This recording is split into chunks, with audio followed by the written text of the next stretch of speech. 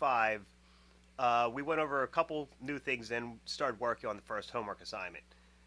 What I want to go over first was taking a normal stroke and adding the roughen edges effect to it. So I'm going to begin with making a new comp. Sorry, I just hit the mic. 1920 by 1080. Remember, your homework will be 1920 by 1080, 24 frames, whatever length. Let's save this.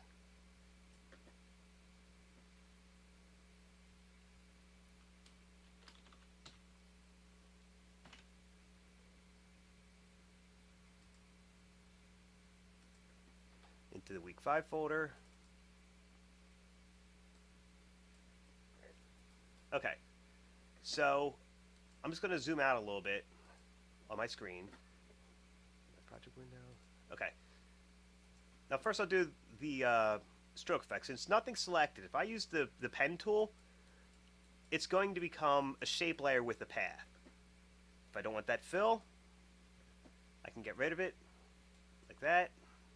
I do want a stroke. I'm giving it a solid color. And we'll just keep that fine. I'm actually, in class I did a straight up and down, but I'm just going to do this just so you can see what the effect looks like if it's not straight up and down. I'm going to add a trim path. Change that down to 0. Okay.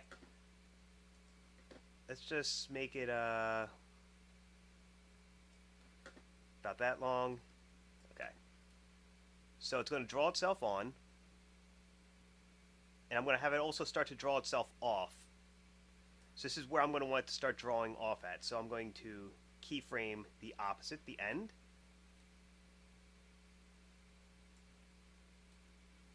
Okay, so now we have it drawing itself on.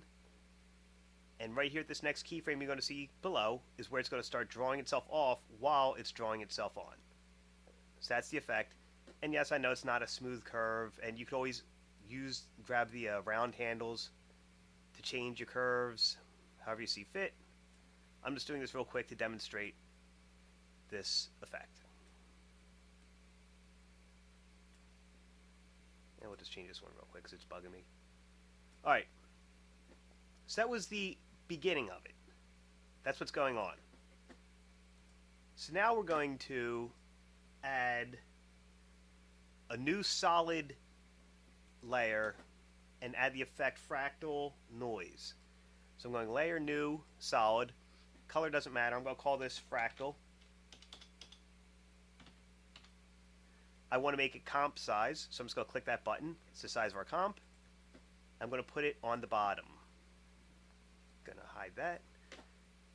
So in my search tool, with the layer selected, I want to add it. I want to add it to the fractal. And I'm just going to double click on Fractal Noise. And there we go. I'm going to change the type to dynamic. Keep it linear. I'm going to change my contrast. Let's try 480. I want more contrast so that there's a rougher look to the animation. I'm going to turn down the brightness. Let's just do -45. So now you see we're getting much more tonal range, and you're going to quickly see how this gives a paint blob, watery type of effect. Okay, now I'm going to offset the turbulence. Our stroke is animating on from left to right. So I'm going to offset the turbulence left to right. So that would be transform. Yep, offset turbulence right here. So I'm going to click my stopwatch there. And I want it to move to the right with the effect. So I'm just going to drag the right thing there. And you can see the effect already starting to move to the right. I'm going to keyframe my evolution. I'll just give it 3 full circles. So I did my stopwatch here. It's at 0. And I put a keyframe here. And it's at 3. So that's what my keyframing is doing. This is 1916. And over here it's 960. So I'm going to actually make this a further distance so it goes faster. Okay. that's all I do with my keyframing there. So now I'm going to hide the fractal because it's just being used for reference.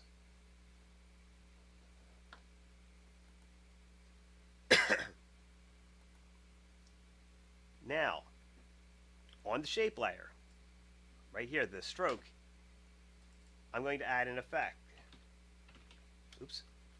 And it's always better if you can type. Displacement map. The displacement map, so I've got my layer selected, I want to apply it, and I'm just double clicking. And over here in your effects controls is where you can alter it.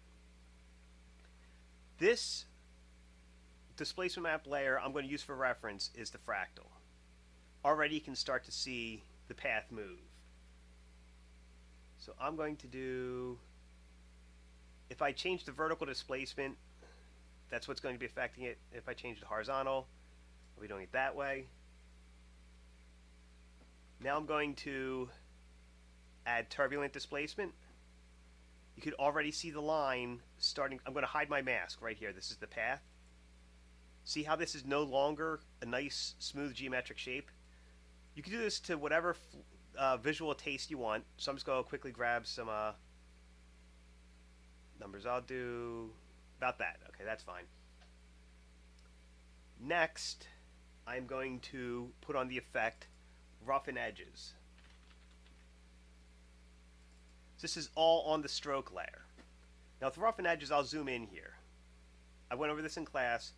You change the border size, and look what happens.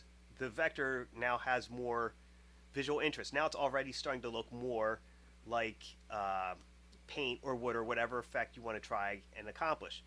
Edge sharpness over here, if I crank this down to 0, it's starting to look more like smoke. If that's what you're going for, that's what you could do. I'm going to put that back to 1 because I want this rough look.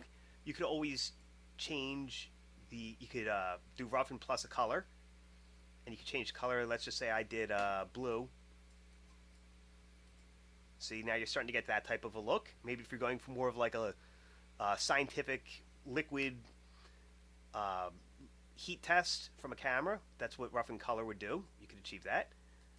Cut, you're automatically going to change how the line is altered. See that? Spiky. You get a different look based upon whatever setting you want. If this is what you want to go for, fine. I'm going to stick with that for now. I'm going to zoom out. So my animation goes like that. I'm going to duplicate this layer. I'm going to offset its animation. I'm just going to slide it down a little bit. I'm going to turn on my keyframes so you can see them. Now remember, you don't want to click and drag from the edge because now that animation's changed because it's ignoring all these keyframes. You want the large black arrow, not the double-ended black arrow that you're seeing right here. You don't want that one. That one's going to change your in and out point. That's the one you want. Your regular selection tool. So all I do is just drag the layer and move it in the timeline. I'm going to change the color of this stroke. I'm going to lighten it up a little bit.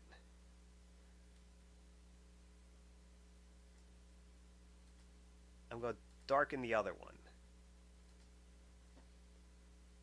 So I'm just changing the brightness settings. And I'm going to change the size of this stroke right there. So already you can see, you could do whatever. I'll have this come in a little bit sooner. There we go. You can achieve whatever effects you're looking for by duplicating layers, changing some of the settings on them, and just moving them around the timeline. Like that whole thing didn't take very long at all to achieve this effect that I wanted. And you know, it's just playing around to find the look you want. I could even change this one from roughen, the duplicate, to spiky to make it look different. Like whatever look you're going for, it's all up to you as the designer to change the settings and your keyframing and your timing to get the look that you want. And then one thing I want to show you, actually, I'm going to actually make the stroke of both of these bigger. This is the last part I want to mention with this. Okay, I'll put that one. I'm going to put this one beneath and have it larger. See, like that. See how already it's more like a flame look? Just by changing the layer stack and the stroke of each one. Okay. I'm going to select both of these. I'm going to pre-compose it together. I'll just call it line 1. I'm going to duplicate it. And I'm just going to move it down so it's a lot thicker. And I'll offset its animation. And I'll duplicate it one more time. I'll put that at the very bottom. And I'll offset that animation as well. Okay, so I've got these 3 lines that I've made off of the first one. I just want this large thick area right here because I want to show you something. So I'm going to put the letter I right here.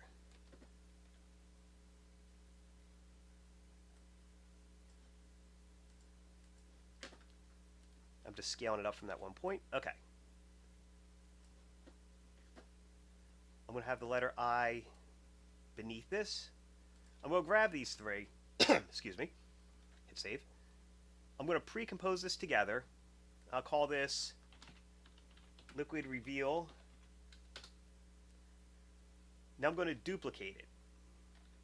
The one on the bottom, I'm going to make white.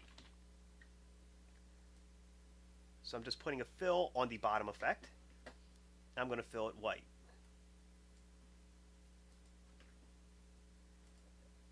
And I'm going to put this below there. Okay. Now I'm going to make this I an alpha matte.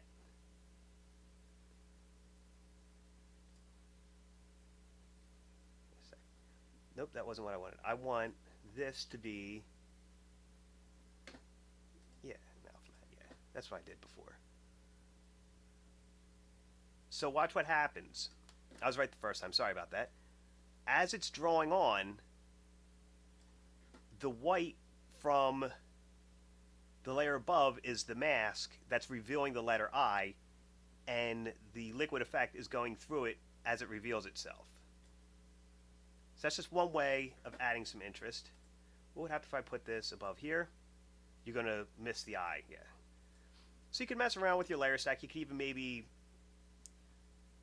change some things around, but as I said before, if you want to use this technique to draw something on, you could duplicate it, add a fill of white, and make an alpha matte out of this entire pre-comp.